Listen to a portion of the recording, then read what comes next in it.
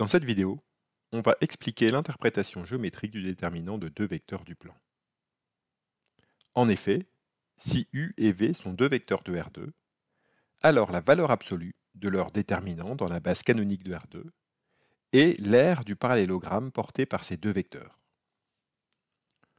On rappelle que si U a pour coordonnées x1 et y1 dans cette base canonique et V a pour coordonnées x2, y2 dans cette base canonique, alors le déterminant de UV vaut x1, y2 moins x2, y1.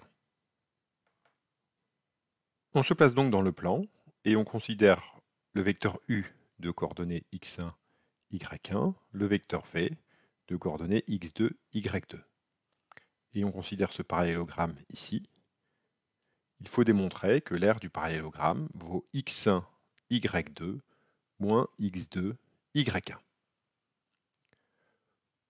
Pour trouver l'aire du parallélogramme, on va le découper en triangles. Donc regardez ici, j'ai trouvé trois triangles, le rouge, le vert et le bleu, qui recouvrent en fait la moitié du parallélogramme, j'ai coupé ici.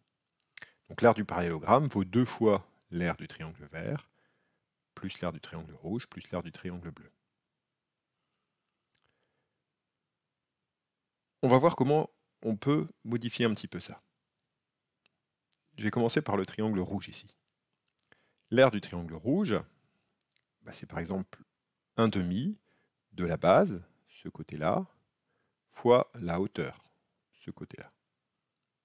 Mais donc si je déplace ce point-là, le long de l'axe des ordonnées, l'aire du triangle va rester inchangée, puisque la base sera toujours la même ici, et la hauteur sera toujours la même aussi. C'est ce que je vais faire, je vais déplacer ce point-là, un petit peu le long de l'axe des ordonnées, jusqu'à le ramener en y1. Et donc là, je n'ai pas changé l'aire du triangle rouge, j'ai toujours l'aire du triangle rouge initial, et j'ai toujours cette formule-là pour l'aire du parallélogramme. Je vais faire pareil maintenant avec l'aire du triangle vert. Ici, l'aire du triangle vert, c'est 1/2 de la longueur de ce côté, fois la hauteur, ici. Et donc si je déplace ce point-là le long de l'axe des abscisses, je ne change ni la longueur de ce côté-là, ni la longueur de la hauteur, et donc l'aire reste identique. Et bien ce point-là, je vais le ramener progressivement jusqu'ici, jusqu'en x2. Voilà, j'y vais tranquillement. Et voilà. Et donc j'ai toujours cette formule, l'aire du parallélogramme, c'est toujours deux fois la somme des aires des triangles rouge, vert, bleu. Maintenant, ces triangles, je vais les symétriser pour enlever le 2.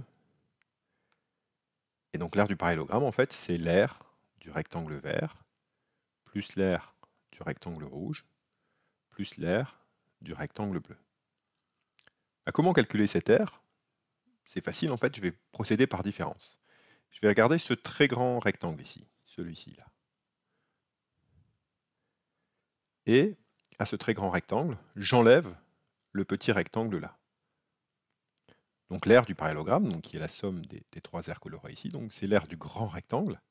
L'aire du grand rectangle, c'est x1 fois y2, moins l'aire du petit rectangle, moins x2 fois y1. Et donc j'ai démontré que l'aire du parallélogramme, c'est x1, y2, moins x2, y1. C'est-à-dire le déterminant de U et de V.